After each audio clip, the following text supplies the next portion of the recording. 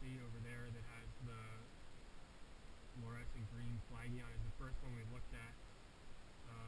Towards the east of there, the horizontal members of the bent tend to be rotten on top and have lost a lot of section.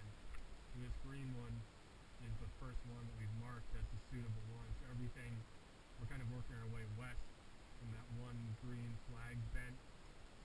So here, all the bents are pretty typical configuration.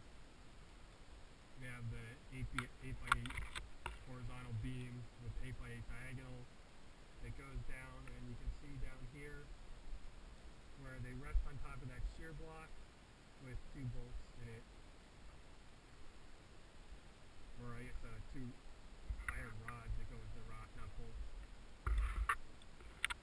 And so there's our typical condition at the end of the beam here, where this wood, it seems like it might have to do with where the wood hasn't been sheltered from the overhang up top. This wood is, the grain is really heavily curled up out here.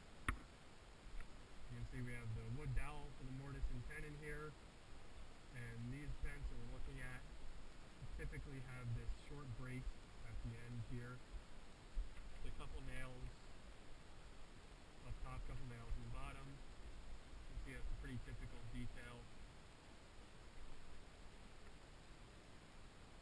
And here we have the bolt with the head of the bolt underneath here.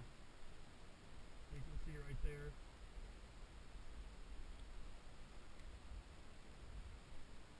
So as we move back towards the rock face, the wood gets to be in better condition. We get nice square edges here. And we have another one of these braces here that's notched to fit the 8x8s of the beams and the diagonals. And you can see on the next face, on the next bent over, that there are typically 3 nails, face nails, that hold that vertical brace in.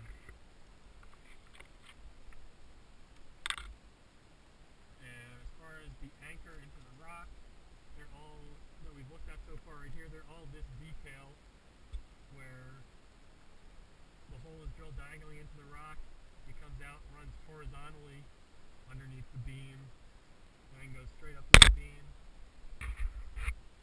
and has a nut to secure it on top.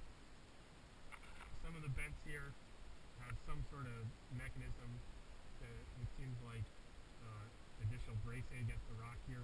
Like this one has this block, the bracing against the rock here. The next one does too. Some of the ones farther down are shimmed against the rock. And so it looks like more than half of the ones that we're looking at here, the horizontal bents, the horizontal members of the bents have these iron rods that come down from the top. And again, they have those diagonally downward drilled holes where the iron rods come down, anchor into this, and they have a nut on the bottom. So you can see that the first bent we marked doesn't have any iron rod. The second one does, the third one does, the fourth one does, the fifth one doesn't, the sixth one does, and the seventh one doesn't. So it's more than half.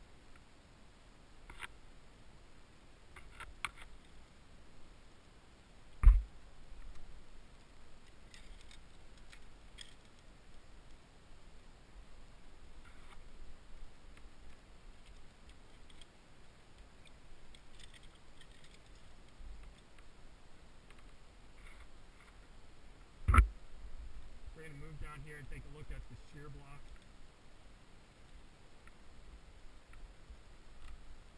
So you can see the shear block has 2 rods going through that are anchored into the cliff, and the diagonal of the bent just sits on top of that, and it has a few toenails holding it in place. Otherwise, the diagonal of the bent isn't directly attached to the cliff.